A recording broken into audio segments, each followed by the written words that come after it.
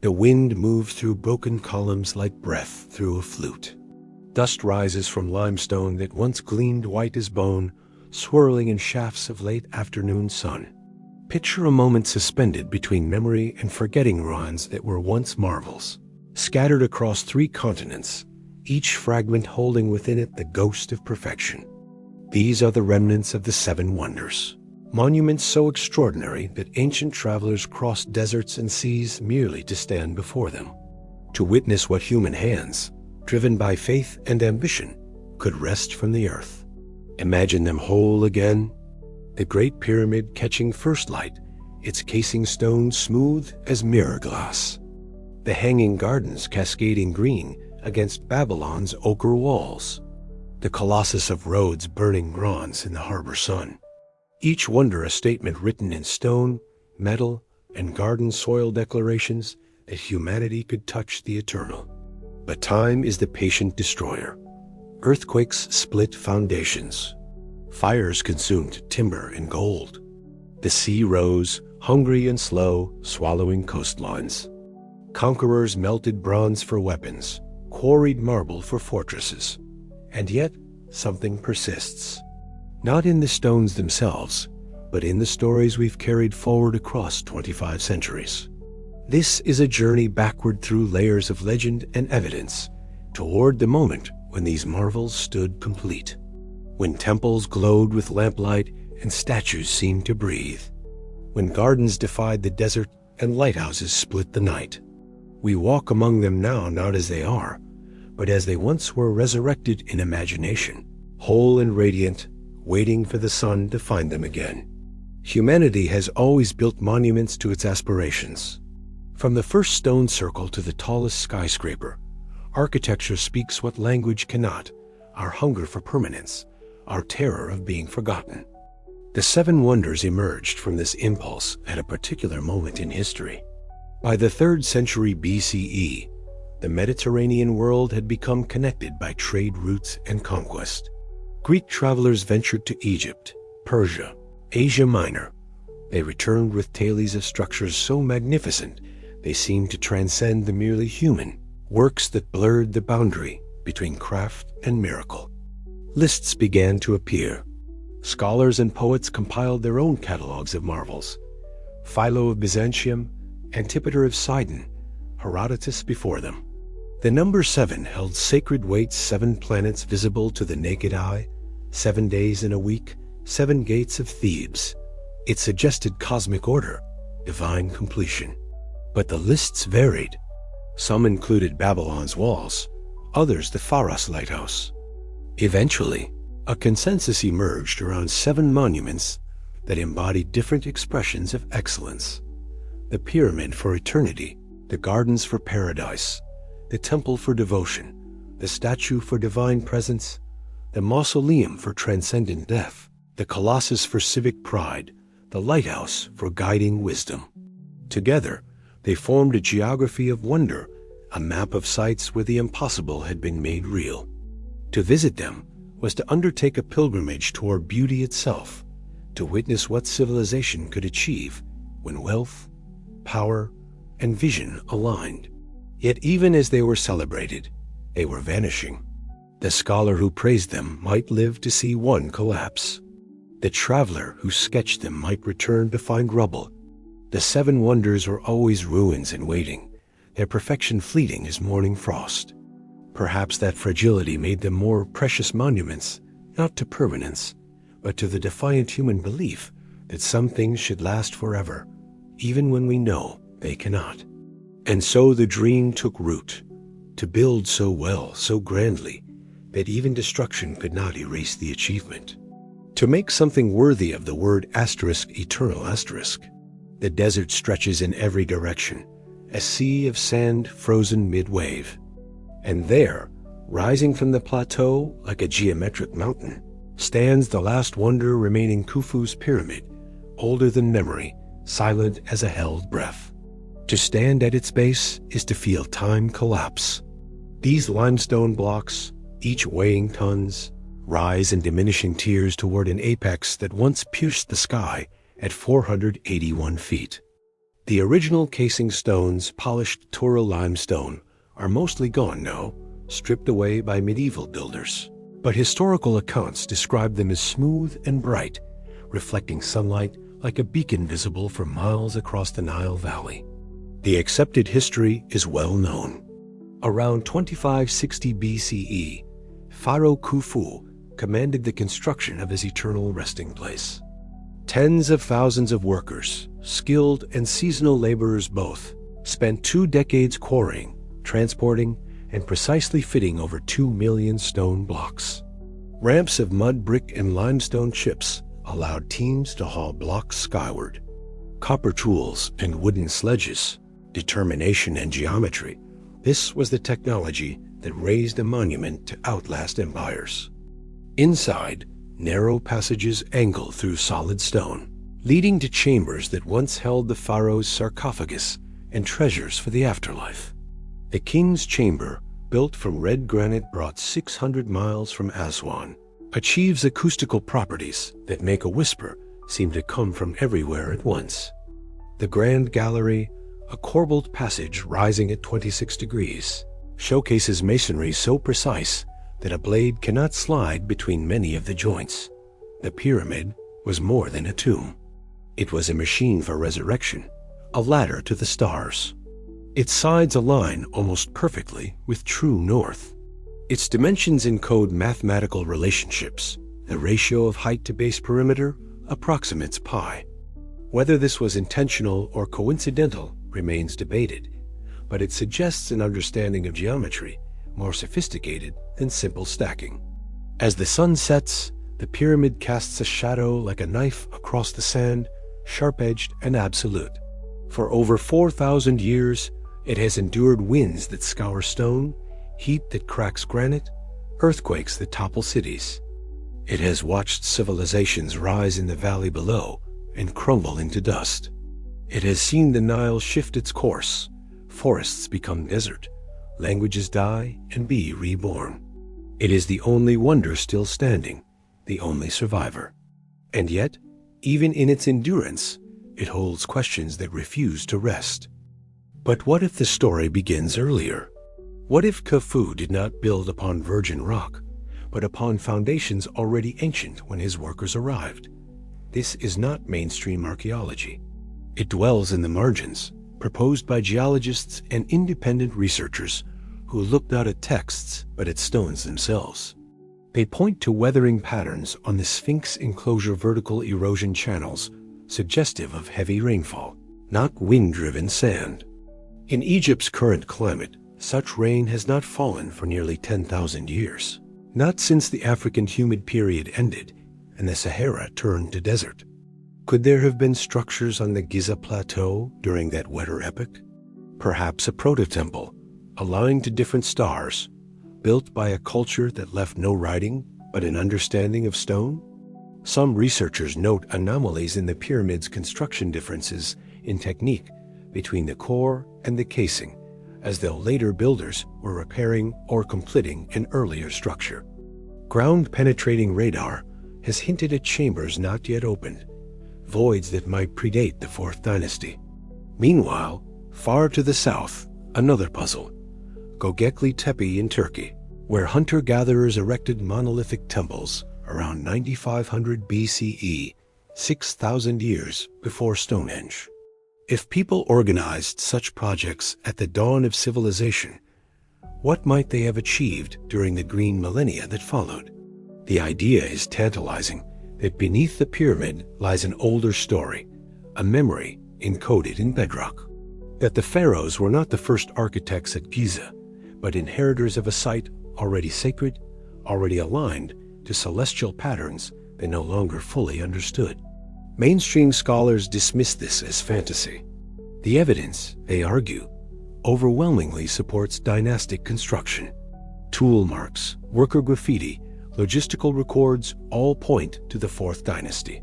The weathering can be explained by subsurface moisture, by geological quirks. Yet the debate persists because the pyramid invites mystery. Its precision feels almost alien. Its longevity defies intuition. And so the question lingers in the space between proof and possibility. What if these stones remember a time before history began to write itself? What if the desert, before it was desert, held civilizations that built their dreams in stone, only to see them buried by the sands of a changing world? As the night deepens over Giza, stars wheel overhead in the same patterns they traced 10,000 years ago. The pyramid watches, silent, keeping its secrets beneath a sky that has forgotten nothing. Centuries earlier, in another desert, another dream took shape. This one defied gravity itself, a mountain of green rising from the parched Mesopotamian plain, watered by rivers that flowed upward, blooming in a land where rain was a stranger. The Hanging Gardens of Babylon exist now only in words. No archaeological trace has ever been confirmed. Yet the descriptions are vivid, written by Greek historians who claim to have seen them or spoken with those who had. Strabo wrote of terraces stacked like steps to the heavens, each level thick with soil, planted with trees whose roots penetrated stone. Diodorus Siculus described vaulted galleries beneath, where slaves worked great screws and chains to lift Euphrates water skyward, feeding the gardens from below. Imagine standing at the base as dawn breaks. The ziggurat of Etemenanke, the Tower of Babel, looms to the east, but here the architecture is softer, organic. Palms and cypress, olive and fig cascade down tiered walls. Vines heavy with flowers drape over balconies. The air smells of wet earth and jasmine. Birds nest in branches that should not exist this far from river or mountain. Legend attributes the gardens to King Nebuchadnezzar II, who built them around 600 BCE for his wife Amadis, a Median princess homesick for the green hills of her homeland. It was a love letter written in irrigation and horticulture, a defiance of climate, an assertion that wealth and engineering could reshape nature itself. But did they exist? The silence from Babylonian records is troubling. No cuneiform tablet mentions them. Herodotus, who visited Babylon, never described any gardens. This absence has led some scholars to conclude that the Hanging Gardens are myth, a conflation of other ziggurat gardens, a poetic invention, a misremembered marvel. Yet the ancient writers insist. Philo of Byzantium, compiling his list of wonders, placed them second only to the pyramids. Josephus, the Jewish historian, included details about the hydraulics. Quintus Curtius Rufus described Alexander the Great walking among their terraces during his conquest of Persia. If they were real, they represented something profound, a mastery of water in a land defined by its scarcity. The Sumerians and Babylonians had long understood canals and irrigation, but lifting water 80 feet to keep gardens green required innovation. Chain pumps, Archimedes screws, counterweighted wheels technologies that ancient engineers possessed, though rarely at such scale. The gardens would have been more than beautiful. They would have been a demonstration of royal power, a proof that even the laws of nature bent before the king's will. A paradise on earth, yes, but also a political statement. Asterisk, I can make rivers flow upward. I can turn desert into Eden. What might I do to enemies who defy me? Asterisk, as night falls over the ruins of Babylon, mounds of mud brick dissolving slowly back into the plain, one can almost hear water trickling through phantom channels, see moonlight filtering through leaves that have not grown there for 2 millennia. Whether real or imagined, the Hanging Gardens endure as an idea that beauty can be engineered, that longing can shape stone, that sometimes the most impossible dreams leave the deepest marks. But another possibility emerges from the dust of archaeology. What if the Hanging Gardens were never in Babylon at all? In the 1990s, Dr. Stephanie Daly, an Oxford scholar, proposed a radical reinterpretation. Examining Assyrian records, she found detailed descriptions of elaborate gardens built by King Sennacherib in Nineveh, his capital, around 700 BC, a century before Nebuchadnezzar. These texts described a wonder for all peoples, terraced gardens watered by aqueducts that carried mountain streams across valleys on stone arches. Bronze screws lifted water. The king himself boasted of planting exotic trees and creating an artificial paradise. Nineveh lies 300 miles north of Babylon, but in later Greek accounts, the names may have blurred. By the time Strabo and Diodorus wrote, centuries after both cities had fallen, geographic precision had faded. Babylon was more famous, more mythic. Perhaps the Hanging Gardens migrated in memory, attributed to the better-known city. Recent excavations near Nineveh have uncovered remnants of a massive aqueduct system, stone channels capable of moving enormous volumes of water. Bas-reliefs in Sennacherib's palace depict garden scenes with remarkable detail: palms, vines, workers tending plants. One relief shows a garden on a hill, irrigated by what appears to be a screw pump, the very mechanism Greek writers described. If Dali is correct, the mystery shifts. The Hanging Gardens were real, but misplaced. They bloomed in Assyria, watered by ingenuity and ambition, a testament to engineering that Greek travelers saw and marveled at, then misremembered or deliberately relocated in their accounts. This hypothesis also explains the silence in Babylonian records. If the gardens were Assyrian, Babylonian scribes would have no reason to document them. The absence becomes evidence not of myth, but of mistaken attribution. Meanwhile, beneath both Babylon and Nineveh, other secrets sleep. Mesopotamia's cities were built and rebuilt over millennia, each generation constructing atop the ruins of the last. Modern Baghdad sprawls over ancient Babylon, and decades of conflict have halted systematic excavation. In Nineveh, the remains lie beneath farmland and roads. Ground-penetrating radar suggests structures not yet exposed, foundations, chambers, channels that might confirm or contradict the garden's location. What is certain is this: somewhere in the valleys between the Tigris and Euphrates, human hands shaped water and soil into something extraordinary. Whether in Babylon or Nineveh, whether built for love or pride, the Hanging Gardens represented a dream that transcended their physical existence. Possibility that ingenuity could transform the world, that barren land could be coaxed into abundance, that the desert need not have the final word. As the Tigris flows southward, muddy and slow, carrying sediment that will one day bury more ruins, the gardens remain alive in imagination, green terraces, glowing in the mind's eye, fed by rivers that never run dry.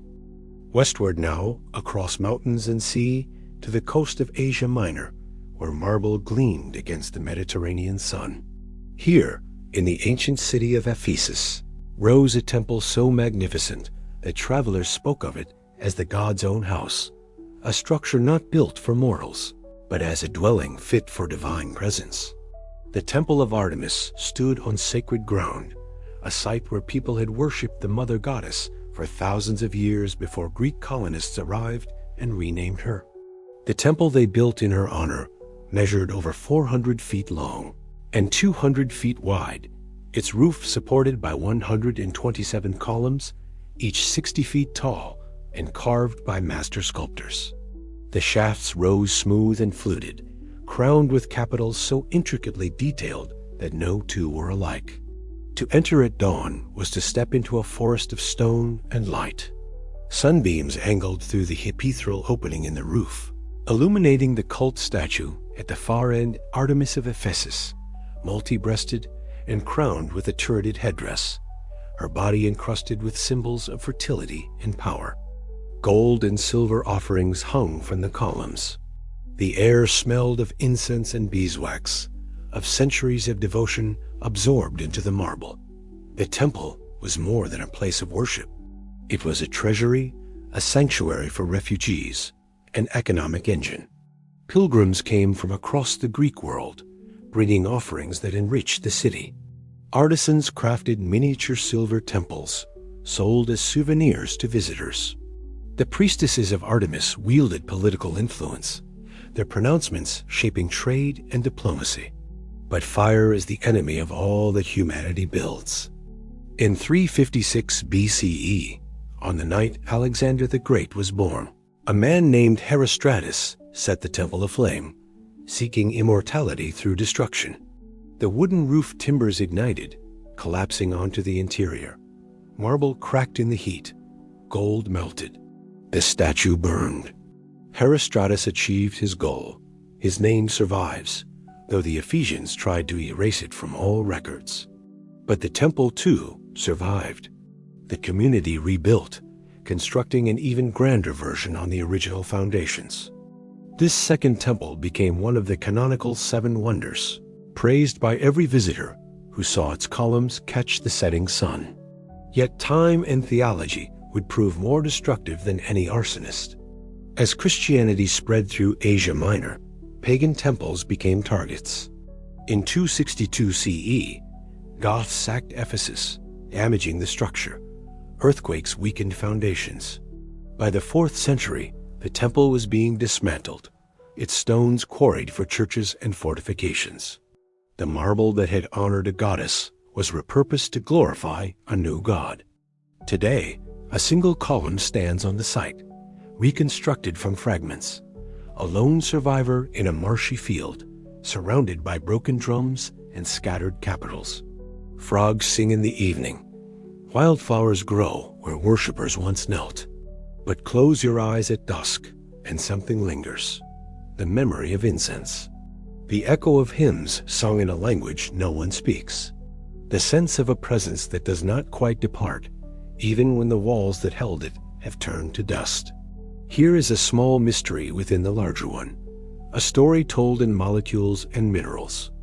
When archaeologists excavate Byzantine churches in Ephesus and the surrounding region, they often find marble blocks that seem out of place, too finely carved, too ancient for their context. Many bear traces of earlier inscriptions, half-erased dedications to Artemis, fragments of prayers in archaic Greek. The Christians who dismantled the temple did not destroy the stone. They repurposed it. Columns became altar bases. Architrave blocks were recut into lintels. The same marble that held up a goddess as roof now supported the vaults of churches dedicated to the Virgin Mary. But something strange happens to marble reused in this way. Over centuries, moisture seeps into microfractures. Minerals dissolve and redeposit. In certain light, at certain times of year, these reused blocks appear to weep dark streaks running down their faces, as though the stone itself remembers its former life. Geologists explain this as efflorescence, a natural process of salt migration. But the phenomenon gave rise to local legends. People said the marble mourned its goddess, that the stones of pagan temples could never truly be claimed by the new faith, that memory lived in matter itself. This is not metaphor. At the molecular level, marble is calcium carbonate compressed over eons from the shells of ancient sea creatures. Every block contains a record of the reef where it formed, the tectonic forces that lifted it into mountains, the quarry where it was cut, the hands that carved it, the fires it survived. The stone carries its history in its structure, in the patterns of its crystals, in the impurities that streak its whiteness. When archaeologists use isotope analysis, they can trace marble blocks back to specific quarries. Pieces of the Temple of Artemis have been identified in the walls of Hagia Sophia in Constantinople, 600 miles away, stones that traveled across an empire, across centuries across. Religions still bearing the atomic signature of the mountain where they began. This is the rebirth of stone, not reincarnation in the spiritual sense, but a material continuity, a persistence of substance even as purpose changes. The temple has fallen, but its marble endures, incorporated into 100 later structures, each block a fragment of memory embedded in new contexts.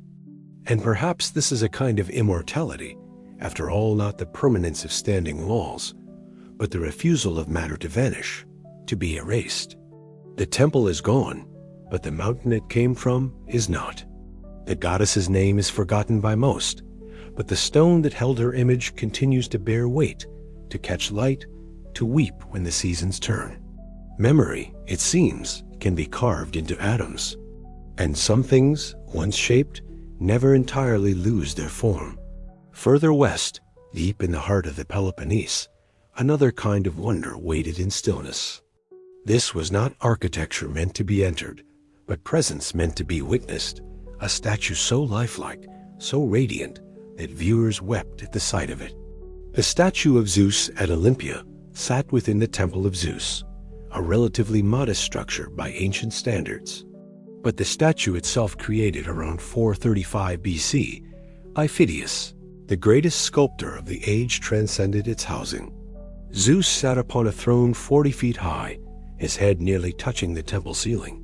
His skin was ivory, carved from the tusks of hundreds of elephants. His robe and beard were beaten gold.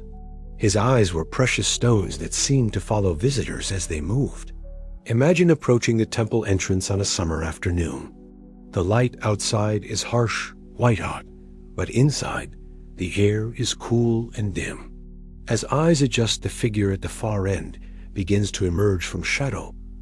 First, the golden throne carved with sphinx and mythological scenes, then the massive sandaled feet resting on a footstool, then the draped legs, the torso, the bearded face gazing downward with an expression at once stern and benevolent. In his right hand, Zeus held a statue of Nike, goddess of victory, smaller but equally detailed. In his left, a scepter topped with an eagle. The throne itself was a masterwork, inlaid with ebony and gems, decorated with painted figures and glass panels. Reflecting pools of olive oil flanked the statue, their surfaces catching light from the doorway and casting rippling patterns across the gold, making the god appear to breathe. Ancient accounts describe viewers falling to their knees, overcome by the sense that they stood before not a representation of divinity, but divinity itself. Dio Chrysostom wrote that the statue's beauty brought comfort to the suffering, that a glimpse of it could ease a troubled heart. Pausanias, the travel writer, spent pages cataloging every detail, every inscription, as though documentation could preserve what time would erase. But Phidias did not work in permanence. Ivory cracks. Gold can be pried away. Wood, the inner framework that supported the precious outer layers, rots and burns. The statue survived for 8 centuries, tended by priests who oiled the ivory to prevent splitting, polished the gold, repaired damage from earthquakes. But as the Roman Empire declined and Christianity rose, the temple at Olympia was closed. In 391 CE, Emperor Theodosius banned pagan worship. The statue was removed, transported to Constantinople, where it became a curiosity, a relic of a faith now forbidden.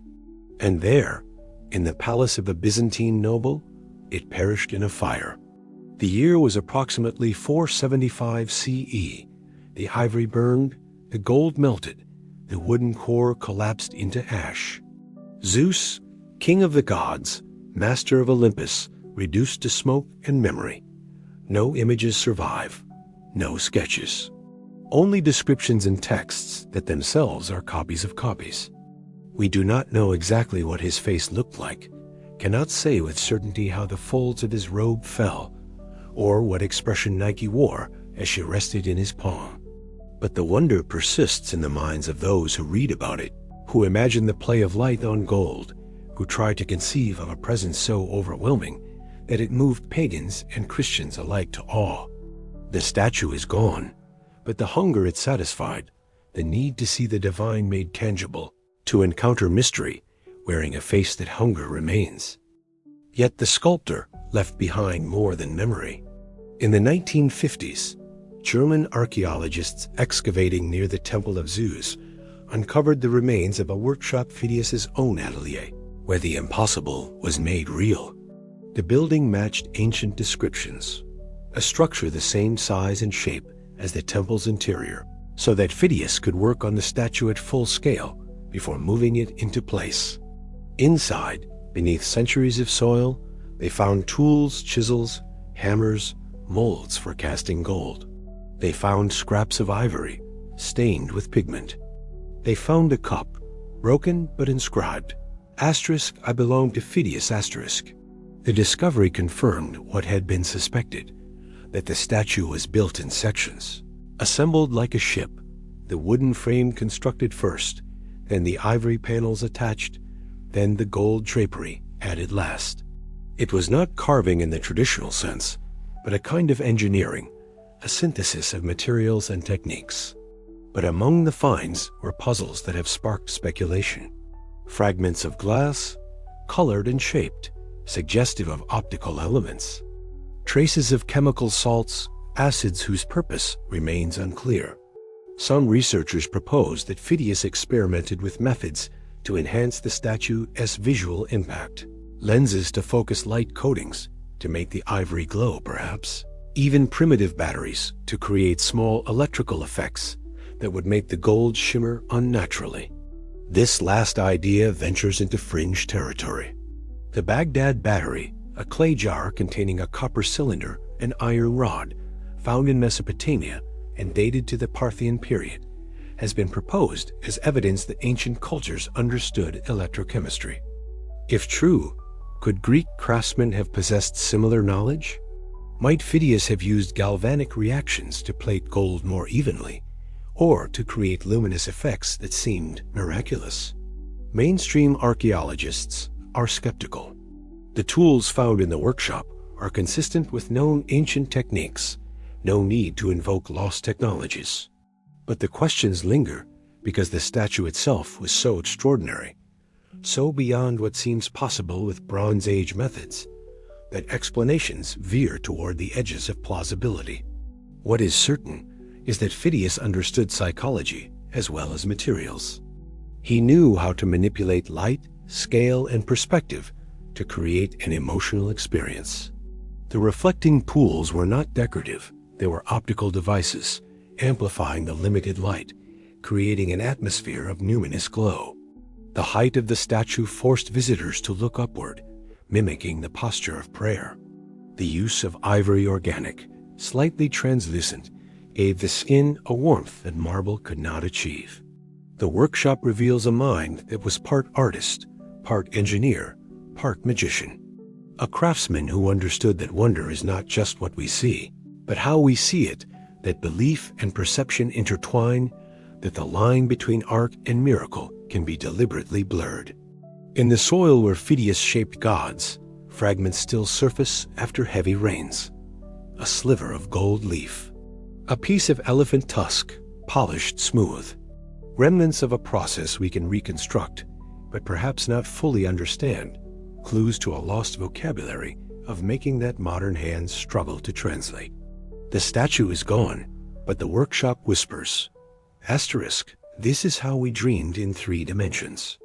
This is how we made heaven touchable. Asterisk, across the Aegean, on the coast of Caria, grief and ambition merged into stone. When Mausolus, satrap of the Persian Empire, died in 353 BCE, his widow Artemisia commissioned a tomb so grand that his name would become synonymous with monumental burial for the next 2 millennia. The mausoleum at Halicarnassus rose in 3 distinct sections, a fusion of architectural traditions. The base was a massive rectangular podium, 38 feet high, built in the Lycian-style solid, fortress-like, punctuated with niches for statuary. Atop this stood a Greek temple, surrounded by 36 Ionic columns, each supporting a portion of the weight above. And crowning the structure, a stepped pyramid of 24 tiers, tapering to a platform where a marble chariot drawn by 4 horses carried stone effigies of Mausolus and Artemisia into eternity. The entire monument reached 140 feet skyward, visible from far out at sea. But height alone did not make it a wonder. What astonished visitors was the artistry, every surface carved, every corner adorned. Scopas, Leoscharis, Bryaxes, Timotheus, the 4 greatest sculptors of the age worked simultaneously on different sides, competing to create the most magnificent reliefs. Friezes depicted battles between Greeks and Amazons, centaurs and Lapiths' mythological struggles rendered in marble with anatomical precision and kinetic energy. Statues of gods and heroes populated the niches. Lions guarded the entrances, their stone mainies detailed enough to count individual locks. The sheer density of ornament overwhelmed the eye, as though the architects feared that any bare surface would diminish the statement they were making. Asterisk. Here lies a ruler who transcended death through art. Asterisk. Inside, chambers held the sarcophagi of Mausolus and Artemisia, along with treasures meant to sustain them in the afterlife. But unlike Egyptian tombs, which were hidden and sealed, the mausoleum was meant to be seen, to proclaim dynastic power to the living. It was a political document written in limestone and marble, asserting Carius' place within the Persian Empire and its connection to Greek culture. The monument stood for 16 centuries, surviving Alexander's conquest, Roman annexation, the slow decline of Halicarnassus as a major port. But earthquakes are patient. A series of tremors between the 12th and 15th centuries weakened the structure. By 1494, when the Knights of St. John arrived to build a castle, the mausoleum had collapsed into a tumble of broken drums and shattered statuary. The knights did what builders have always done. They quarried the ruins. Marble blocks became walls for Bodrum Castle. Sculptures were broken up for lime burning. Some pieces were recognized as significant and set into the castle walls as decoration. Where they remain today, fragments of friezes depicting battles no one remembers, faces whose names are lost. In the 19th century, British archaeologist Charles Newton excavated the site, recovering statues and reliefs that now reside in the British Museum. Among them, portions of the monumental statues of Mausolus and Artemisia, their faces eroded but still bearing traces of paint, eyes once inlaid with colored stone, now empty sockets staring at museum visitors.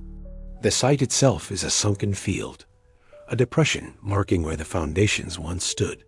Fragments of column drums lie scattered like fallen trees. On summer afternoons, tourists wander through, reading informational plaques, trying to visualize the whole from these broken pieces. But perhaps the mausoleum achieved its purpose after all. Mausolus's name survives, attached to every grand tomb built since. His face, even in its damaged state, has been reproduced in textbooks and documentaries. He transcended mortality, not through divine intervention, but through the calculated use of wealth and art, a monument so impressive that its destruction could not erase the memory of its existence. A stone chariot is gone, the horses unhitched, but the journey toward immortality continues, carried forward by those who pause among the ruins and wonder at the ambition that shaped them. Stepping back to survey the seven wonders as a constellation rather than isolated marvels, a pattern emerges subtle, perhaps coincidental, yet persistent enough to invite speculation. The Great Pyramid's sides align with the cardinal directions to within a fraction of a degree. The mausoleum's platform faces the rising sun at equinox. The Temple of Artemis sits on a north-south axis. These are not accidents. Ancient architects understood astronomy not as abstract science, but as practical knowledge, essential for timekeeping, agriculture, and navigation. But some researchers propose something deeper, a shared design language among the wonders, a common grammar of orientation and proportion that suggests connection beyond coincidence. The pyramid's angle of descent in its internal passages aligns with the polar star of its era, Alpha Draconis. The Lighthouse of Alexandria, though much later, replicated this stellar connection, its beacon serving as an earthly counterpoint to celestial navigation. Could there have been a guild, a tradition, a body of knowledge passed among architects across cultures? The Greek historian Herodotus claimed that Greek geometers learned their craft in Egypt. Pythagoras, a mathematician, traveled to Babylon and may have studied with Chaldean astronomers. Alexander's conquests united the Mediterranean world, allowing ideas to flow from Persia to Greece to Egypt. Consider the use of the golden ratio, approximately 1.61 Aya, proportion that appears in nature and was beloved by Greek architects for its aesthetic harmony. Traces of it appear in the Parthenon, in the facade of the mausoleum, possibly in the dimensions of the pyramid, though this remains debated. Was this a discovered principle, rediscovered independently, or inherited knowledge transmitted through generations of builders?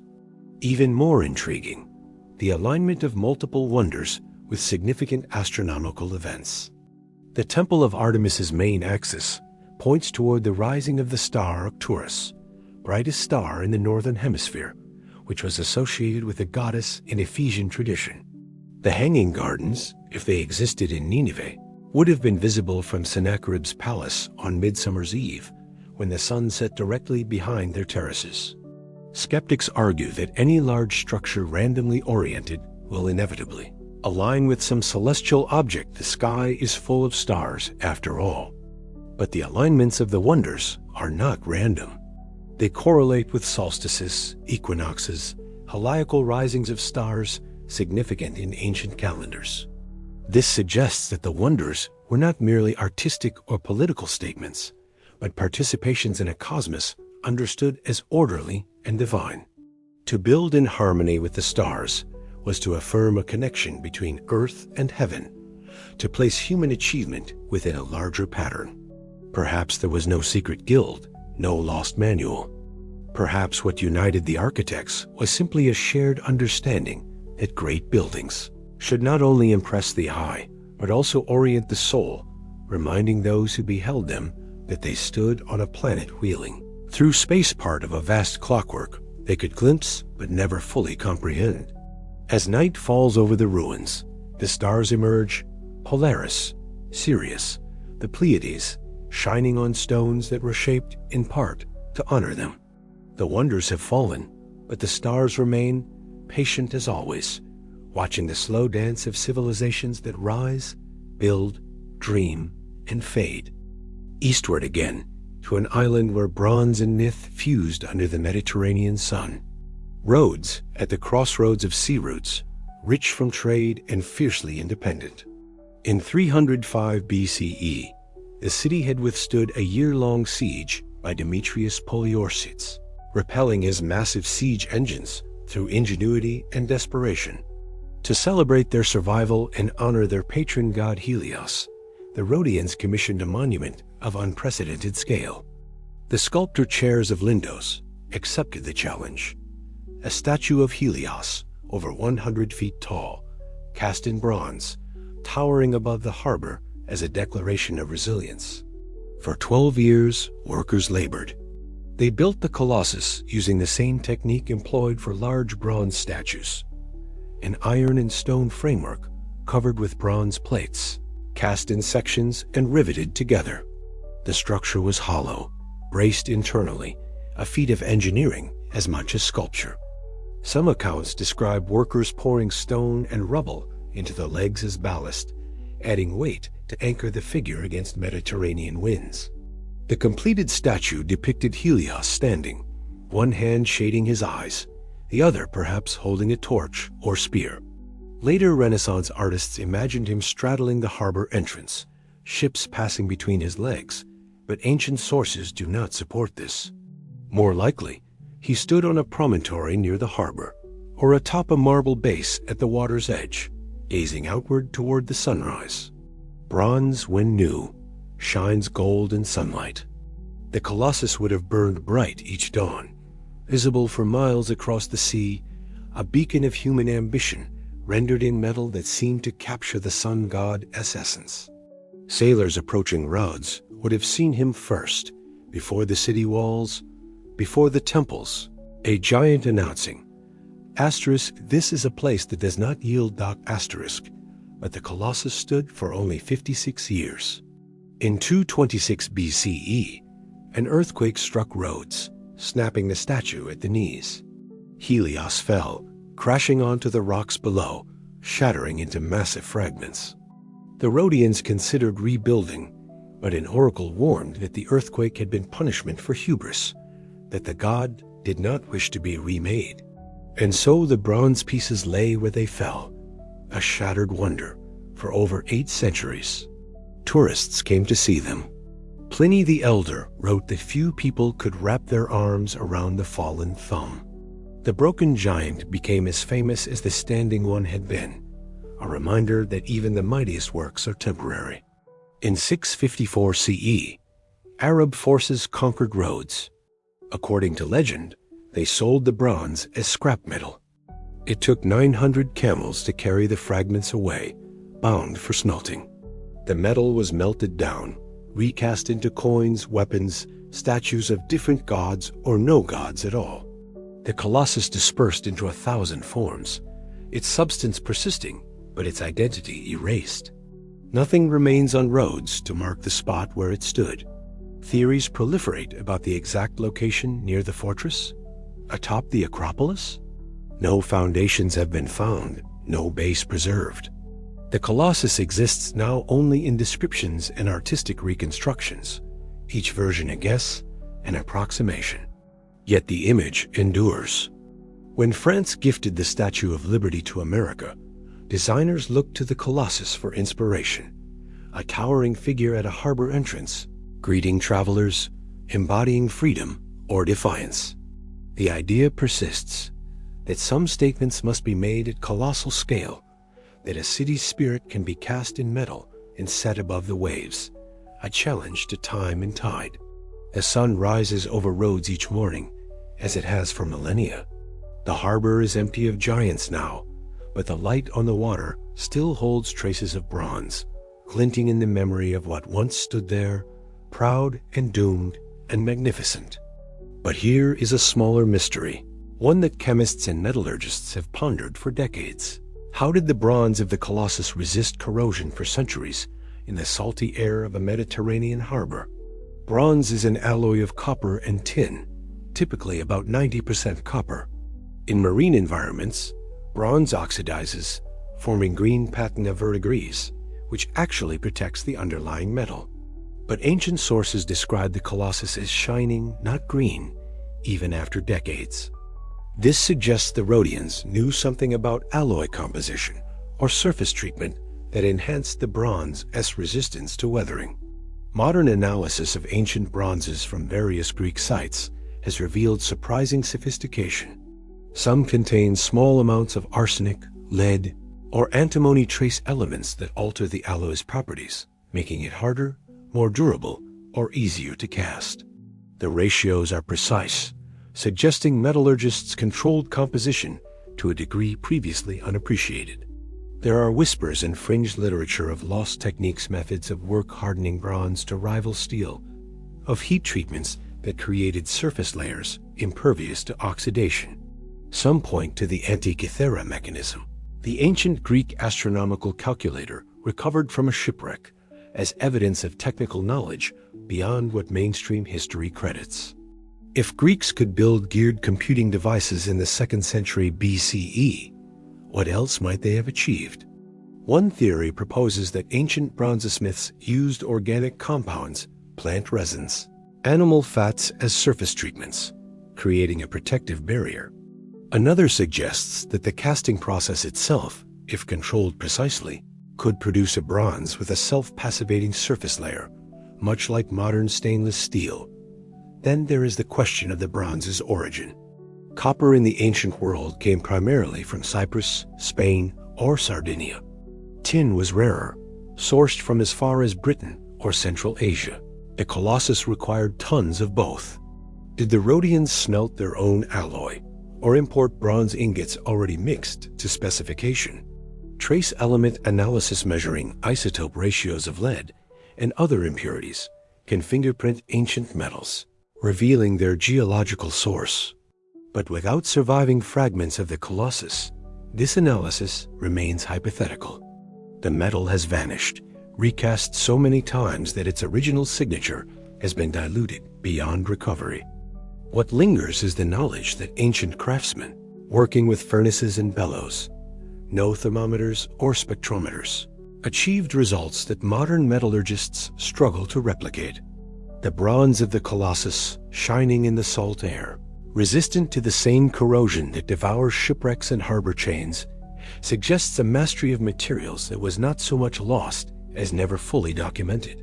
Sometimes the most profound technologies are invisible, passed from master to apprentice, refined through generations, never written down, because they were considered trade secrets or were so embedded in practice that no one thought to explain them. And when those lineages break, when cities fall, when plagues depopulate workshops, when conquerors destroy guilds, the knowledge evaporates, leaving only the astonishing artifacts as evidence that it existed at all. The Colossus is gone, but the questions it raises endure. Somewhere in the chemistry of ancient bronze lies a story we can only half read, a text written in atoms, hinting at wisdom that the modern world, for all its science, has not entirely rediscovered. Finally, we come to light itself, the Pharos of Alexandria, last of the 7 wonders built, first to be called indispensable. Alexandria, founded by Alexander the Great in 331 BCE, became the intellectual and commercial capital of the Hellenistic world. Its harbor teemed with ships from across the Mediterranean, North Africa, and beyond. But the approach was treacherous shallow waters, hidden reefs, no natural landmarks to guide sailors by night. Around 280 BCE, Ptolemy II commissioned a solution, a lighthouse on the island of Pharos, connected to the city by a causeway. The architect Sostratus of Cnidus designed a structure that would stand for over a millennium, a beacon whose light, magnified by mirrors, could be seen up to 30 miles at sea. The Pharos rose in 3 stages. The base was a massive square tower, solid masonry, containing rooms for the garrison and fuel storage. Above this, an octagonal section housed the mechanisms for transporting firewood upward. Finally, a cylindrical top held the fire chamber and the polished metal mirrors that focused and projected the light. The total height exceeded 400 feet, possibly as much as 450 taller than any structure in the ancient world save the pyramids. A statue, possibly of Ptolemy or the sea god Poseidon, crowned the top. At night, the flames roared, their light multiplied, and directed by curved mirrors of polished bronze or silver. Ships miles from shore saw the glow and adjusted course, guided by a fire that seemed to burn in the sky itself. But the Pharos was more than functional. It was a symbol of Alexandria's ambition, a declaration that human ingenuity could push back the darkness, make the dangerous navigable, turn chaos into order. The light represented knowledge, Alexandria's great library, its museum, its scholars who mapped the stars and measured the earth. Inside, a ramp spiraled upward, wide enough for donkeys to carry fuel to the fire chamber. Workers maintained the blaze day and night, an eternal flame kept alive by shifts of laborers who fed the mirrors, trimmed the wicks, polished the reflectors. The logistics were staggering tons of wood consumed each week, maintenance crews constantly repairing damage from heat and salt wind. Ancient accounts describe mirrors of such precision that on clear days, the concentrated sunlight could ignite sails of distant ships. This may be legend. Archimedes' burning mirrors suffer from similar embellishments, but it speaks to the Pharos' reputation as a place where light became weaponized, where knowledge held power. For 17 centuries, the lighthouse stood. Earthquakes damaged it repeatedly, but the Ptolemaic and later Roman authorities repaired it each time. The light kept burning through dynasties, religions, languages. Early Christian bishops wrote of it. Arab travelers marveled. Even as Alexandria declined, as the library burned and the museum closed, the Pharos endured, the last monument of a golden age. But earthquakes are persistent. Major tremors in 956, 1303, and 1323 CE progressively destabilized the structure. By 1480, Sultan Qaitbay built a fortress on the site, incorporating the fallen stones. The lighthouse was gone, its mirrors dark, its fire extinguished at last. Yet something of its light remains metaphorically in the word Pharos, which entered dozens of languages as the term for lighthouse, and literally in blocks recovered from the harbor, tumbled into the sea during the collapses now lying in shallow. water where divers photographed them tracing inscriptions half eroded by waves, reading the names of Ptolemaic kings in stone that once soared higher than eagles. The flame is out. The mirrors have vanished. But on foggy nights, when modern ships navigate by GPS and radio, there are those who claim to see a glow on the horizon where the Pharos stood, a phantom light, a memory burning in the collective imagination, guiding travelers still. Beneath the waves, the ruins dream. In the 1990s, French archaeologist Frank Gaudio led underwater expeditions in Alexandria's eastern harbor, searching for remains of the Pharos and the royal quarter that once surrounded it. What they found exceeded hopes: a submerged city, toppled by earthquakes and rising seas, preserved in the anaerobic mud. Statues of pharaohs and Ptolemaic rulers, larger than life, lay tumbled among columns. Granite sphinx stared upward through clear water. Paving stones from the royal causeway formed geometric patterns on the seabed. And among it all, massive blocks of limestone, carved and inscribed, bearing the marks of construction techniques used in the Pharos. Some blocks weighed over 70 tons. They showed evidence of iron clamps, a method of joining stones known from later Roman engineering. But the Pharos predated Roman Alexandria by centuries. Did Egyptian builders borrow Greek techniques? Or did knowledge flow the other way, Mediterranean architects learning from pharaonic quarry masters? The underwater finds also revealed Alexandria's vulnerability. The city was built on sediment, on the silt the Nile deposited over millennia. Earthquakes liquefied this soft ground, causing structures to settle, tilt, slide into the harbor. The Pharos, despite its monumental construction, stood on unstable foundations, an irony for a symbol of permanence. Gaudio's team used side-scan sonar, magnetometers, and photogrammetry to map the ruins. They discovered a topography of disaster-collapsed buildings layered atop one another, evidence of multiple catastrophic events separated by centuries.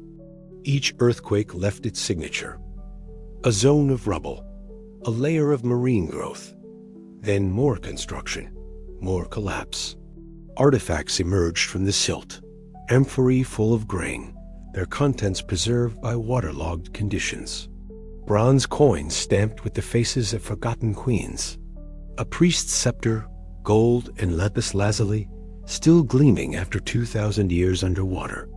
Everyday objects, oil lamps, cooking pots, children's toys, mixed with the monumental, a reminder that cities are built by ordinary lives, not just by kings and architects. Among the most poignant finds, a limestone block bearing a dedication inscription to the savior gods, the title given to Ptolemy I and his wife Bernice. The carving is crisp, as though chiseled yesterday, yet it has spent centuries beneath the sea. To read it is to hear a voice across time, a prayer or a boast now addressed to fish and currents. The sea has always been both destroyer and preserver. It toppled the Pharos, scattered its stones, drowned the palaces. But it also sealed them away from looters, from lime burners, from the slow erosion of wind and human need. Underwater, in the cold and dark, Alexandria's lost wonders wait not vanished, merely relocated, their audience now divers and submersibles instead of citizens and pilgrims. Plans have been proposed to raise some artifacts, to build an underwater museum where visitors can swim among the ruins. But for now, they remain in place, a drowned constellation of memory, reminding us that the earth shifts, the seas rise, and even the most carefully laid foundations can become part of the deep. But Alexandria is not alone. Around the world, beneath lakes and oceans, lie structures that echo the ambition of the Seven Wonders monuments to civilizations that built grandly and watched the waters claim them. Off the coast of Japan, near Yonaguni Island, divers have photographed stone formations that some believe are the remains of an ancient city. Stepped platforms, carved channels, right-angle corners features that seem too regular to be natural. Mainstream geologists argue they are erosional formations, carved by current and time. But researchers like Masaki Kimura insist they are artificial, perhaps 10,000 years old, submerged when sea levels rose at the end of the last ice age. In the Mediterranean, the lost city of Heraclea, Egypt's main port before Alexandria, was discovered submerged near the Nile Delta. Earthquakes and subsidence had dragged it underwater around the 8th century CE. Archaeologists have retrieved colossal statues, temple remains, and inscriptions that mention rituals unknown in any standing temple. Harayan was a place of mysteries, literally secret ceremonies conducted for initiates, now encrypted beneath the waves. Further west, off the coast of Greece, the submerged ruins of Pavlopetri date to the Mycenaean period, making them over 3,000 years old. Intact streets, buildings, tombs, all preserved under shallow water, a city frozen at the moment of its drowning. Archaeologists swim through what were once markets and homes, ghosts moving through a liquid past. The pattern repeats across continents. Lake Titicaca in the Andes holds pre-Incan ruins, stone walls, and offerings submerged when water levels rose or construction sites were flooded by design, turned into ritual lakes. In India, the legendary city of Dwarka, Krishna's capital from Hindu epic, may lie beneath the Gulf of Kamhat, where side-scan sonar has detected geometric anomalies. These drowned sites suggest a history more complex than the one written in standing monuments. Coastlines have changed dramatically since the Ice Age. 12,000 years ago, global sea levels were 300 feet lower. Vast coastal plains, now underwater, were habitable, possibly populated, perhaps even civilized in ways we struggle to recognize, because the evidence lies buried under sediment and brine. If the Younger Dryas impact hypothesis holds any truth, the idea that a comet or meteor strike around 10,800 BCE triggered rapid climate change and catastrophic flooding, then entire landscapes of human achievement could have been erased, their ruins now resting on the continental shelves beyond the reach of casual archaeology. The Seven Wonders, in this context, are the survivors we remember because they stood long enough to be documented, because they were built on high ground or in stable regions. But how many other wonders sank before writing existed to record them? How many pyramids, gardens, colossi lie beneath the Pacific, the Atlantic, the submerged valleys of the North Sea? Underwater archaeology is expensive, slow, technically challenging. Most of the ocean floor remains unmapped at high resolution. What we have found may be a fraction of what exists, stone whispers from a drowned world, waiting for the technology and will to recover them. And perhaps this is the deepest mystery. Not what we have lost, but what we never knew we had. The Seven Wonders we celebrate are the tip of an iceberg, the visible edge of human ambition that happened to survive where land met sky. Below, in the cold and pressure, other wonders dream, their stories untold, their names forgotten, their stones holding secrets that water has kept for 10,000 years. But why 7?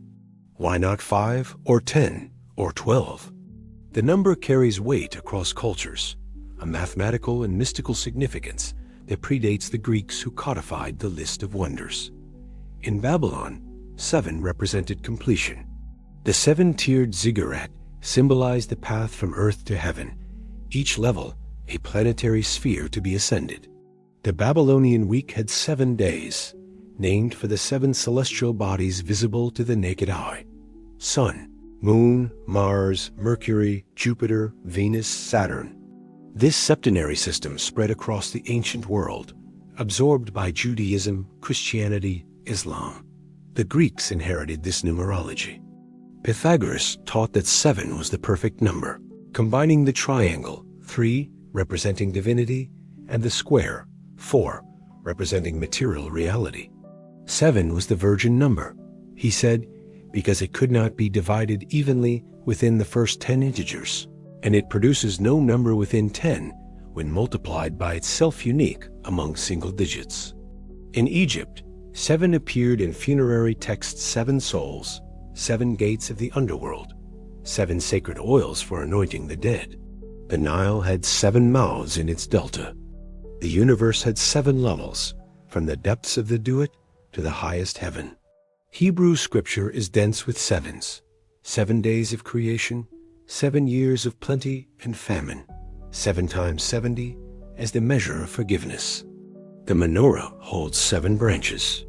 The walls of Jericho fell after 7 priests marched for 7 days, blowing 7 trumpets. Even in nature, 7 recurs: 7 colors in the rainbow, as perceived by human eyes, 7 notes in the diatonic musical scale, 7 rows in the periodic table before elements' properties begin repeating. Whether this is cosmic design or pattern-seeking human minds projecting order onto chaos remains a question at the intersection of science and philosophy. When Hellenistic scholars compiled lists of architectural marvels, they reached for 7 not arbitrarily, but because it signified totality, a complete set. To name 7 wonders was to suggest that these monuments, collectively, represented the fullness of human achievement. Nothing more was needed. Nothing could surpass them. But 7 also implies limitation. It is not infinite. By choosing 7, the list makers acknowledged that wonder has boundaries, that the extraordinary, once catalogued, becomes finite. There is comfort and melancholy in this comfort that the world's magnificence can be comprehended. Melancholy that once comprehended, it might lose some of its power to astonish. The number 7 bridges the countable and the mystical. It is large enough to feel expansive, small enough to hold in mind. It appears in slot machine reels, in fairy tales, 7 dwarfs, 7 league boots, in religious ritual, 7 sacraments, 7 heavens. It marks a psychological sweet spot, a number that feels complete without feeling closed. And so the 7 wonders became canonical, not just because of what they were, but because they numbered 7.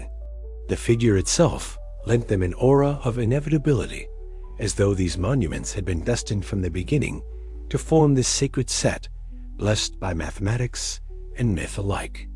Walking among ruins, one can almost imagine that the number exerted a gravitational pull, drawing structures into its orbit, that builders, consciously or not, sensed they were contributing to a pattern larger than their own ambition, that the wonders were not 7 by accident, but by design, a human mirror of cosmic order, an architecture of significance written in the language the stars themselves seemed to speak. Yet there is an argument to be made that the true 8th wonder was never built, because it was always there, the night sky, that vast dome that inspired every monument raised toward it. The ancients did not see the sky as we do, filtered through light pollution and urban haze. Theirs was a sky of overwhelming clarity, the Milky Way a luminous river, planets wandering among fixed stars, comets tearing across constellations with messages the priests scrambled to interpret. Every wonder dialogued with the heavens. The Great Pyramid's shafts pointed toward Orion and Draco, stars associated with Osiris and eternal life. The Hanging Gardens, if they existed, would have seemed to float between earth and sky, a terrestrial echo of the celestial gardens described in Persian myth. The statue of Zeus held Nike aloft, as though offering her back to Olympus. The Temple of Artemis celebrated a goddess born under starlight, twin to Apollo, the sun. The Mausoleum's pyramid reached skyward, a staircase for souls. The Colossus embodied Helios, the sun itself made bronze. And the Pharos lighthouse mirrored the stars, a fixed point of guidance in a turning cosmos. Each wonder was, in this sense, an attempt to anchor heaven to earth, to make the eternal and unreachable tangible and proximate. They were not built despite the sky, but in conversation with it, responses to a beauty and order that preceded humanity and would outlast it. Astronomy and architecture were not separate disciplines in the ancient world. The same priests who charted the stars designed the temples. The calendar and the building program were synchronized groundbreaking ceremonies at solstices, dedications, and equinoxes. The temple became a sundial, the pyramid a star clock, the lighthouse a beacon harmonized with celestial navigation.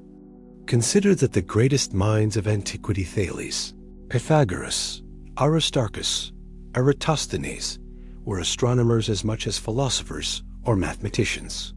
They understood that to study the heavens was to grasp the fundamental nature of reality, to perceive patterns and cycles that governed everything from tides to the fate of empires. The sky was the ultimate wonder, vast, unchanging, yet constantly moving, beautiful beyond description, yet governed by laws that could be discerned through patient observation. It required no construction, yet displayed an architecture more precise than any mason could achieve. It was free to all slave and king gazed at the same stars, yet infinite in its mystery. If the seven wonders were humanity's attempt to build something worthy of the gods, the sky was the gods' response, a demonstration that true magnificence needs no foundation, no quarry, no labor. It simply is, has always been, will always be, a gift and a challenge, inspiring wonder not through what it does, but through what it reveals about the cosmos we inhabit. And so the eighth wonder was never lost, because it cannot be destroyed. It outlasted every monument, survived every empire. Each night it returns, patient and eternal, offering to anyone who looks upward the same awe that moved the ancients to pile stone upon stone, reaching toward a perfection they could glimpse but never quite touch. But the canonical seven were not alone. Across the ancient world, other marvels stood, structures that might have claimed a place on the list had geography, politics, or chance shifted the compiler's attention. The Colosseum in Rome, built centuries after the original list was codified, could seat 50,000 spectators and featured a retractable awning system, underground chambers for animals and gladiators, and a flooding mechanism that allowed for naval reenactments. In scale and engineering, it rivaled anything Greece or Egypt produced. The Parthenon, though not included among the seven, held Phidias's statue of Athena Parthenis, a work in ivory and gold comparable to his Zeus at Olympia. The temple itself, with its subtle optical refinements, columns that bulged slightly to correct visual distortion, steps that curved to counteract the illusion of sagging, represented a pinnacle of architectural sophistication. In Persia, the palace complex at Persepolis sprawled across 33 acres. Its Apadana hall supported by columns 70 feet tall, its staircases carved with reliefs depicting tribute-bearers from across the empire. Alexander's soldiers marveled at it and burned it, a wonder destroyed to make a point about the transience of power. Further east, the Great Wall of China was already ancient when the Seven Wonders list was compiled, though Greek travelers knew little of it. A structure visible from space, contrary to popular myth, it is not, but the symbolism persists, built over centuries, enclosing an empire. In the Americas, untouched by Mediterranean travelers, the Olmec were carving colossal stone heads, some weighing over 40 tons, transported from quarries miles away. The Maya were constructing pyramid temples at sites like El Mirador, structures that rivaled Egypt's in volume, though different in form and function. These were wonders unseen by the Greeks who made the lists, marvels that expanded the definition of what was possible in stone, wood, and earth. They suggest that the impulse to build grandly, to leave marks that outlast individual lives, is not culturally specific, but universally human, an instinct that emerges wherever communities achieve sufficient surplus and organization. Why were they excluded? Geography, primarily. The Seven Wonders cluster around the Eastern Mediterranean, a region connected by sea trade and Hellenistic culture. Beyond that sphere, knowledge faded into rumor. Romans knew of India, but vaguely. China was a distant source of silk, not a place with its own monuments. The Americas did not exist in the European consciousness, but there is also the question of audience. The Seven Wonders were selected by and for Greek travelers, reflecting Greek values: classical proportion, mythological resonance, technical virtuosity within familiar aesthetic traditions. A structure that embodied different principles, even if objectively impressive, might not register as a wonder to eyes trained on Hellenistic ideals. This raises an uncomfortable possibility that the Seven Wonders list is not an objective catalog of humanity as greatest achievements, but a culturally specific snapshot, a moment of Greek self-regard expanded to include the monuments of neighbors and predecessors. The true wonders may be more numerous, more diverse, their stories still being uncovered in jungles and deserts, where Western archaeology arrived late or not at all. And perhaps this is fitting. Wonder is not an absolute quality, but a relationship. What astonishes one observer may seem ordinary to another. The Seven Wonders endure, not because they are objectively the greatest structures ever built, but because they were seen and praised by people who had the means to travel and the literacy to write. Their survival in memory is partly an accident of geography, a function of who held the pen when the lists were compiled. Yet even as we recognize this bias, we can honor the impulse behind it, the attempt to acknowledge excellence, to say that some human efforts transcend the ordinary and deserve to be remembered. If the list is incomplete, the solution is not to discard it, but to expand it, to listen for other voices describing other marvels, to recognize that wonder is found wherever ambition meets skill, wherever vision is made manifest in matter. Tracing a thread through the Seven Wonders, a symbolic pattern emerges, each monument engaged with light or water or both, elemental forces that represented life, purity, transformation. The Great Pyramid's casing stones, polished white limestone, reflected sunlight so intensely that ancient descriptions speak of it blazing like a second sun. Inside, the chambers were designed to channel light during specific celestial events, though whether this was intentional or accidental remains debated.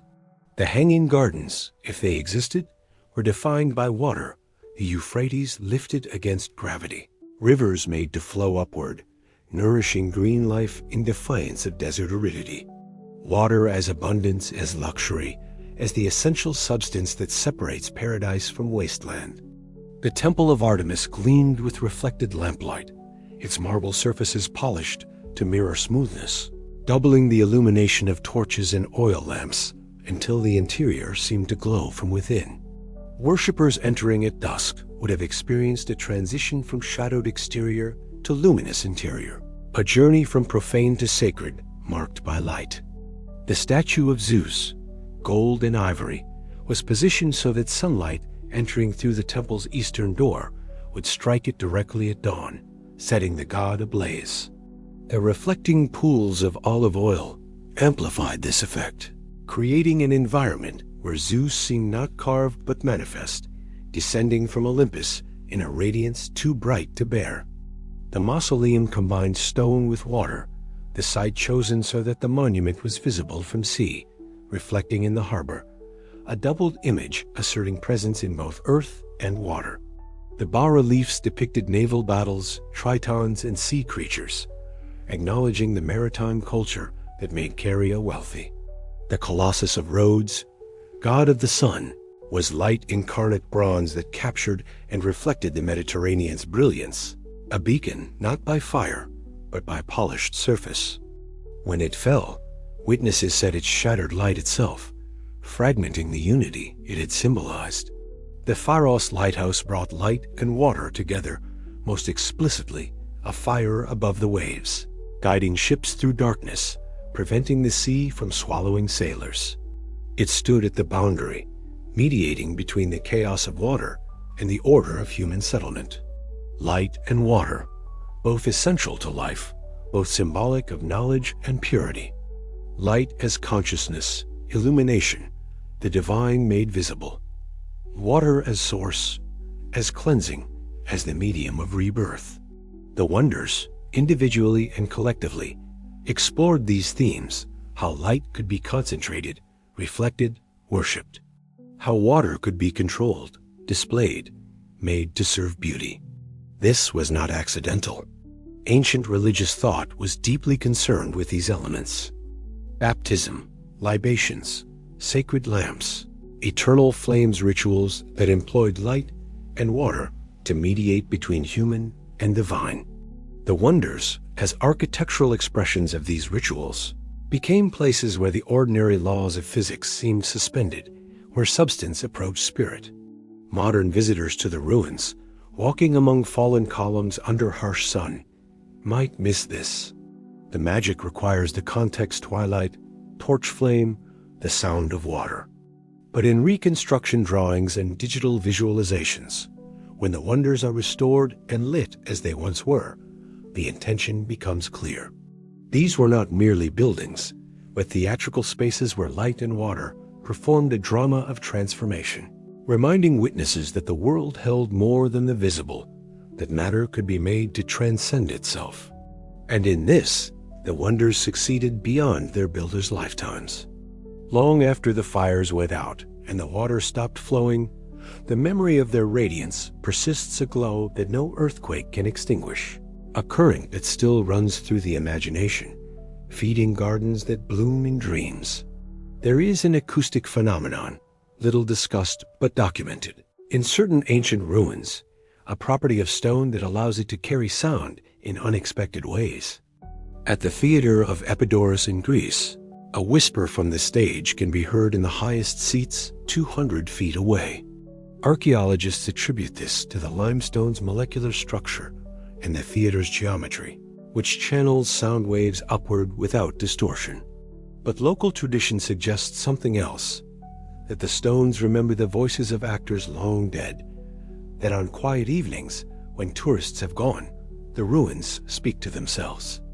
Similar acoustic effects have been noted in the remains of temples associated with the Seven Wonders. At Ephesus, certain columns, when struck lightly, emit tones that resonate for seconds, a deep hum that seems to come from within the marble. Acoustical engineers explain this as a result of the column's dimensions and the crystalline structure of the stone, which vibrates at specific frequencies. But the effect is uncanny, as though the column is answering, acknowledging the touch.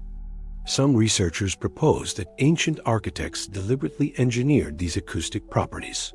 Temples were designed to amplify the priest's voice, to create echoes that suggested divine presence. The rumble of thunder could be mimicked by cleverly placed chambers that resonated at low frequencies. The rustle of wind through specific openings might sound like whispers, the goddess speaking to her devotees. At the Great Pyramid, the king's chamber possesses acoustic qualities that make it function as a resonance chamber. When a note is sung at the right pitch, the room vibrates in sympathy, the stone itself humming, a sound felt in the chest more than heard. Some speculate this was intentional, part of rituals involving chant or music, a technology of ecstasy where sound and space collaborated to alter consciousness.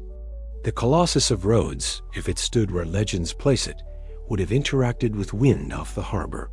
Hollow bronze, properly designed, could have acted as a gigantic Aeolian harp, moaning or singing when Mediterranean gusts passed through openings at the joints. Imagine the harbor at dawn, the bronze giant emitting a low, continuous note, sailors interpreting it as the voice of Helios greeting the sun. These acoustic mysteries are difficult to verify. The structures are ruined, their original forms lost. Wind and water have altered the stone's surfaces, filling cracks, eroding edges, changing how they resonate. But reports persist from multiple sites columns that hum, chambers that echo longer than they should, ruins where silence seems less like the absence of sound and more like a held breath. Perhaps this is projection, the human tendency to find meaning in randomness. Or perhaps the builders understood something about the relationship between matter and music, between geometry and resonance, that allowed them to create spaces where the boundary between physical and metaphysical seemed permeable. Walking among ruins at dusk, when the wind shifts and the temperature drops, one might pause beside a broken column, place a palm against its surface, and feel something, a vibration, faint but persistent, as though the stone holds within it a memory of song, waiting for the right frequency to awaken it. Whether this is physics or poetry, may be a false distinction. In the presence of such ruins, the two blur, and for a moment, the stones do whisper. But who were they, the minds behind these marvels? Not just the named architects Imhotep, Phidias, Sostritus, but the countless engineers, laborers, visionaries whose names are lost, but whose works endured long enough to be remembered? They were not, as sometimes imagined, slaves driven by whips. Recent scholarship paints a different picture. Skilled workers paid in wages, seasonal laborers during flood months when farming was impossible, specialists in stone cutting and metallurgy, astronomers and geometers calculating alignments. Communities mobilizing for projects that defined their identity, that allowed participation in something larger than individual survival. The Great Pyramid's workforce, according to evidence from workers' villages and papyri, received rations of bread, beer, and meat diets better than what many modern laborers consume. They built tombs for themselves near the monument, simple graves but placed with care, as though proximity to the pyramid conferred honor even in death. The sculptors who carved the Temple of Artemis signed their work, something rare in ancient art pride, in craftsmanship elevated to public declaration. These were not anonymous drones, but individuals who understood their contribution mattered, that their names deserved preservation alongside the structure they adorned. But beyond the skilled, there were the visionaries, those who looked at raw materials and saw possibility, who conceived structures that defied contemporary understanding of what was feasible. What kind of mind proposes a statue 100 feet tall, made of bronze, hollow, and self-supporting? What confidence allows someone to say, "We will lift rivers into the sky," or "We will light a fire visible for 30 miles at sea"? This is the psychology of monument building, a combination of ambition, faith in collective effort, and a refusal to accept the world as given. The architects of memory understood that buildings are temporal, but ideas can be eternal. They worked not just for their lifetimes, but for posterity, designing with the knowledge that they might not see completion, that the glory would belong to future generations. There is also grief in this. To build something meant to outlast you is to confront your own mortality, to acknowledge that the only immortality available is the work itself, anonymous and cold. The workers who set the last stone atop the Great Pyramid knew that their individual contributions would be forgotten, their names never inscribed, their stories absorbed into the collective achievement. And yet they built. Because humans need to make marks, to say asterisk, "We were here," asterisk, to transform the landscape so that future travelers cannot pass without noticing. The Seven Wonders were, in this sense, messages in bottles, flung across time, hoping that distant cultures would find them and understand asterisk, "We were capable. We dreamed. We made real what others thought impossible." Asterisk, the message arrived, carried by stone and metal and the writings of travelers. We stand now at the receiving end of that communication, deciphering its contents, reconstructing the intent behind the forms. The architects are dust, their faces unknown, their voices silent. But their work speaks not in language, but in the grammar of scale and proportion, in the vocabulary of endurance. They are the architects of memory, not because they designed buildings, but because they designed asterisk, remembering asterisk. They understood that certain forms imprint themselves on consciousness, that grandeur can be engineered, that awe is a tool as much as a hammer or a chisel. And they wielded that tool with precision, creating monuments that lodged in the human mind so deeply that 25 centuries later, we rebuild them in digital space, retrace their dimensions, debate their methods, keep their names alive. The greatest architecture, it turns out, is not made of stone, but of story. The Seven Wonders endure because they were always more than physical.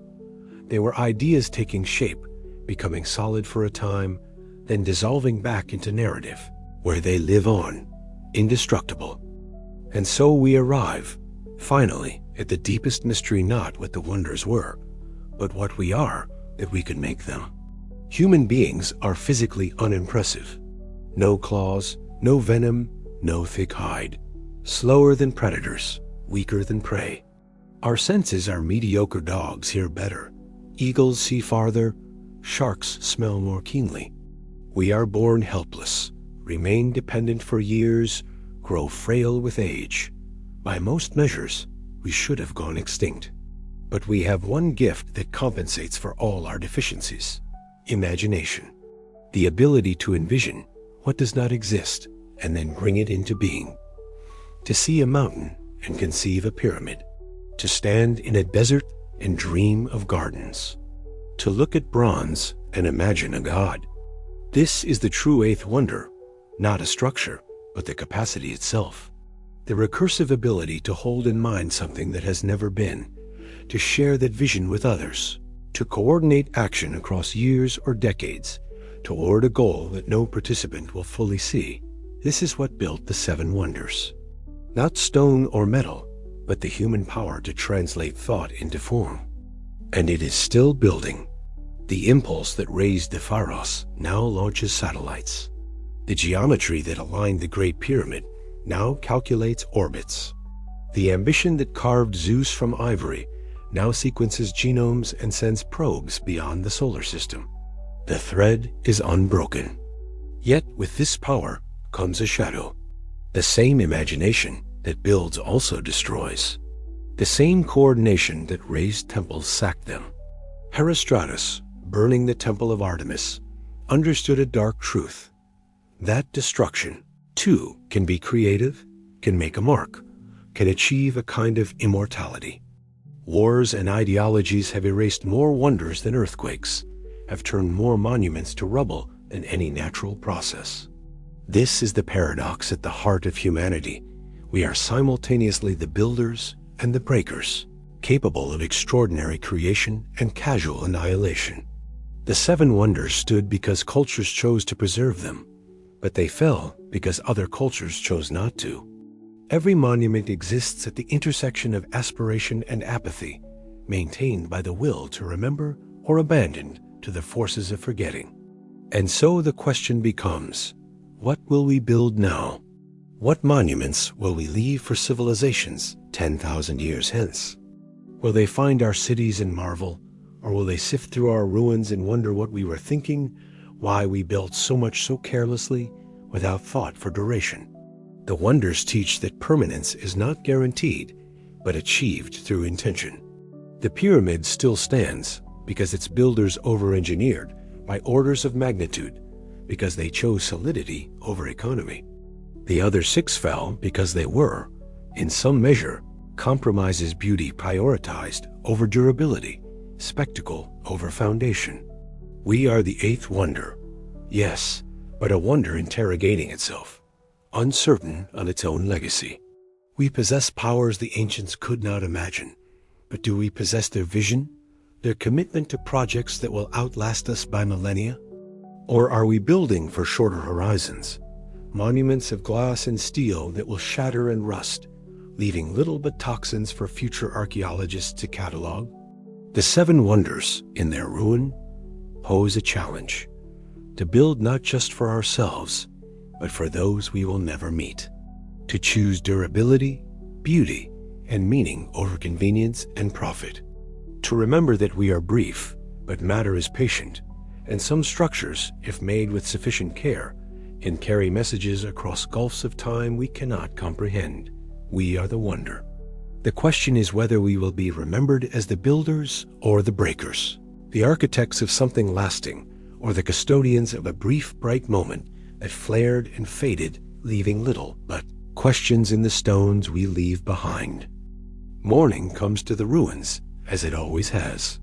Light spills across the Giza plateau, warming limestone that has absorbed 100,000 dawns. It touches the tumbled drums of Artemis's temple, still waiting in Ephesian fields. It filters through Mediterranean water, illuminating drowned blocks of the Pharos, turning the harbor gold. It sweeps across Rhodes, where no Colossus stands, but the memory of bronze still gleams in the mind's eye. In digital space, the wonders rise again, photogrammetric reconstructions. Virtual reality experiences, CGI, recreations that restore what time took away. Scholars and artists collaborate to rebuild the Hanging Gardens pixel by pixel, debating every detail, each vine and fountain. Tourists don VR headsets and walk through the mausoleum's colonnades, gaze up at Zeus's ivory face, watch the lighthouse beacon sweep across a simulated night. These reconstructions are not resurrection. The stones remain fallen, the bronze melted, the gardens dust. But they are a kind of remembering, a refusal to let the wonders vanish completely. They exist now in two states, ruined in matter, whole in imagination. And perhaps that is the truest form of immortality the ancients could have hoped for, not that the stones would last forever, but that the idea of what they were would prove indestructible. Standing among the actual ruins, digital devices in hand, modern pilgrims overlay past and present. They photograph fragments, then swipe to see renderings of the original, the algorithm filling gaps that time created. Reality and reconstruction blend, each informing the other, until it becomes difficult to say which is more real, the eroded column or the pristine one hovering in augmented space. This is memory in the 21st century, a hybrid of artifact and algorithm, ruin and simulation. The wonders exist simultaneously in multiple states, gone yet present, destroyed yet preserved, silent yet still speaking through the technologies that keep them alive. And still the sun returns.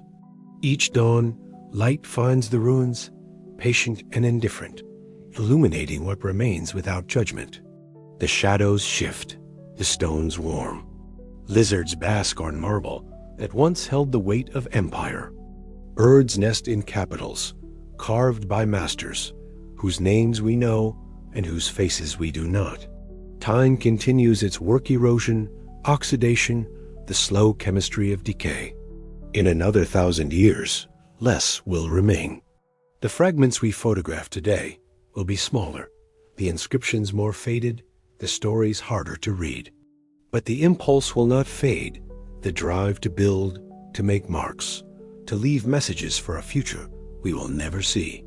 New wonders are rising even now, structures that will dwarf the ancients, technologies that would seem like magic to Phidias or Sostratus, and these too will fall. And they too will be remembered or forgotten, depending on what stories we tell and who survives to hear them. The 7 wonders have fallen, but they have not vanished. They live in the books that describe them, in the stones that remain, in the digital reconstructions that restore them, in the imagination of everyone who pauses among ruins and wonders. Asterisk. What did this look like? What did it mean? Who built it and why? These questions are the true monument, more durable than granite, more resistant to time than bronze. As long as people ask them, the wonders endure. As long as the sun rises over ruins and mines, turned toward what was the past remains alive, not as it was perhaps, but as we need it to be, a mirror showing us our own ambitions, our capacity for beauty, our hunger for permanence in a world where nothing lasts. The light touches the stones, and for a moment, in the slant of dawn, it is possible to see them whole again, white casing stones gleaming, gold catching fire, gardens blooming, colossi standing, lighthouses burning. Then the sun climbs higher, shadows dissolve, and the ruins return to what they are: fragments, foundations, ghosts of glory. But the vision lingers. And that, finally, is the wonder, not what we built, but that we can still see it, still imagine it complete, still walk among broken stones and believe, if only for a moment, that some things deserve to last forever, even when we know they cannot. The sun returns, the stories continue, and the 7 wonders, fallen yet unfallen, wait in the space between memory and stone, asking to be remembered, refusing to be forgotten, eternal as the human need to build something worthy of wonder